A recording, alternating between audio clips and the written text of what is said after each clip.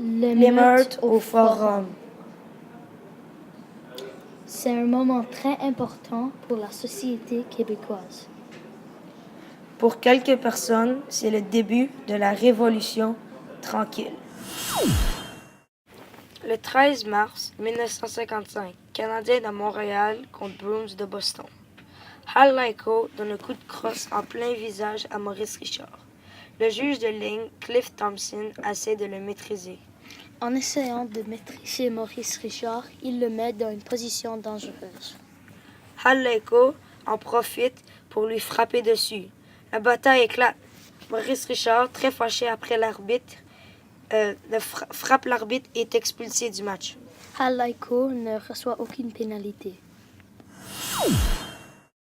Maurice Richard reçoit une suspension qui met fin à sa saison. La police de Montréal déconseille à Clarence Campbell, le président de la NNH et un grand fan des Maple Leafs de Toronto, d'aller au prochain match des Canadiens de Montréal le 17 mars 1955 au Forum, tellement les partisans sont fâchés. Mais il y va avec sa femme. Les partisans ont hué Clarence Campbell. Plus tard dans le parti, quand les Red Wings gagnent 4-1, les partisans ont commencé à lancer des objets à Clarence Campbell et sa femme. Une bombe artisanale explose sur la glace, ce qui provoque l'évacuation de la salle. L'émeute explose dans le forum et se propage dans les rues. 6 heures sont nécessaires à la police d'établir le calme.